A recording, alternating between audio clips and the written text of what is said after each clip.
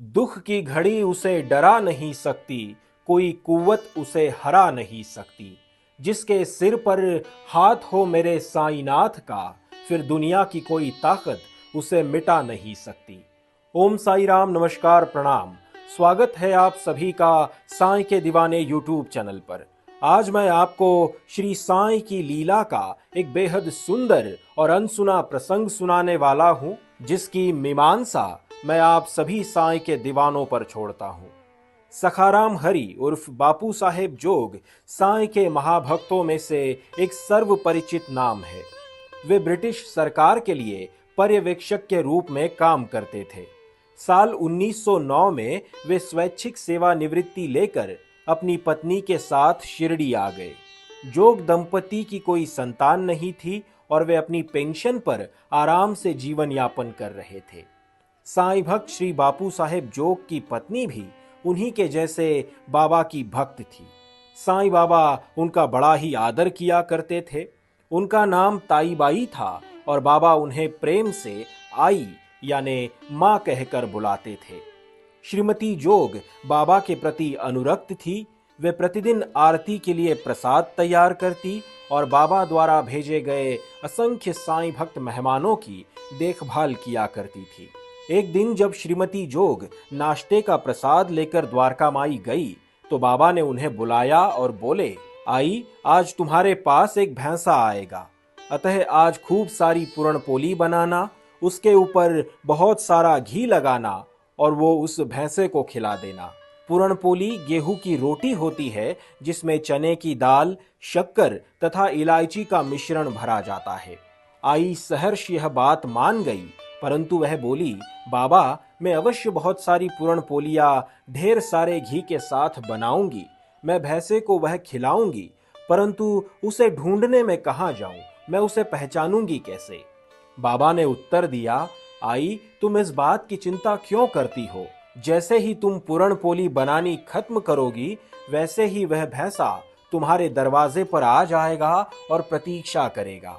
बाबा के उत्तर से संतुष्ट होकर श्रीमती जोग घर चली गई। बहुत ध्यान से उन्होंने ढेर सारी स्वादिष्ट पूरण पोली बनाई, इस बात का ध्यान रखते हुए कि वह घी से परिपूर्ण रहे। उस समय दोपहर के लगभग 12:30 बजे थे। जब वह द्वार पर गई तो उन्हें एक भैंसा प्रतीक्षा करता हुआ मिला। वह हैरान थी परंतु खुश थी कि बाबा के शब्द सत्य थे। फिर वह ढेर सारी पूरण पोली लाई और उस भैंसे को खिलाई। वह भैंसा सारी पूरण पोलियां खा गया और उसी क्षण वही उनके द्वार पर मर गया।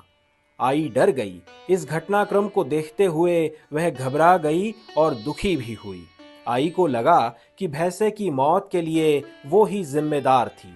वह अंदर गई और उन्होंने पूरण पोली बनाने में इस्तेमाल की हुई सारी सामग्री को ध्यान से देखा, परंतु उन्हें उसमें कुछ गलत न मिला। उनका मन व्याकुलता और बेचैनी से भर गया। वह बोली, मैंने तो पूरण पोली प्रेम पूर्वक सहर्ष बनाई, फिर ऐसा क्यों हुआ?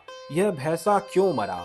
मैंने तो उसे नहीं मारा, परंतु उसकी मौत का सभी मुझे ही जिम्मेदार ठहराएंगे। सब लोग मेरे बारे में क्या सोचेंगे और क्या कहेंगे?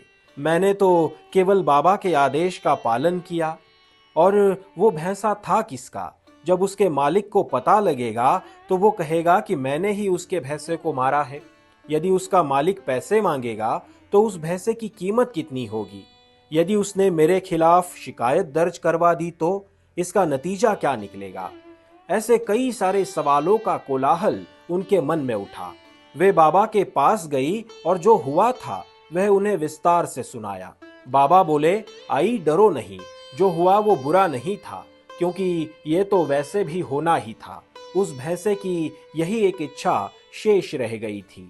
एक बार उसकी यह इच्छा पूर्ण हो गई तो अब वह मुक्त हो गया। अब उसका अच्छा पुनर्जन्म होगा। अब तुम भय रहित होकर घर जाओ। तुम बुरा मत महसूस करो और ना ही दुखी हो, क्योंकि तुमने उसे एक निचली योनि के जन्म से मुक्त किया है। जब तुमने उसे एक भैंसे के जन्म से मुक्त कर एक बेहतर जन्म का अवसर दिया है तो तुम दुखी क्यों हो? इन शब्दों के साथ बाबा ने उन्हें सांत्वना दी और फिर वे सहर्ष घर लौट गई। यह प्रसंग साईं बाबा संस्थान द्वारा प्रकाशित साल 1926 के साईं लीला मैगजीन के 11वें अंक में छापा गया था। श्रीमती जोग भक्ति की प्रतिमूर्ति थी। वे बाबा के प्रति अगाध समर्पित थी। अपने गुरु के प्रति उनका प्रेम इतना प्रबल था कि बाबा की महासमाधि के बाद वे अपना संयम खो बैठी। वे शिरडी की गलियों में बिना किसी उद्देश्य के भटकती रही, मानो अपने गुरु को खोज रही हो। उनके चेहरे पर एक खालीपन था। उन्हें अपने आसपास की कोई सुधि नहीं थी। वे इतनी उदास थी कि इसी अवस्था में महज 2 महीने बाद उनकी शिरडी में मृत्यु हो गई। बाबा की पूजा सामग्री से जुड़ी कोई भी चीज शिरडी साईं दरबार से अपने घर मंगाने के लिए हमारी sainkedivane.com इस वेबसाइट को आज ही विजिट करें। मिलते हैं अगले वीडियो में। अपना ख्याल रखें। ओम साई राम।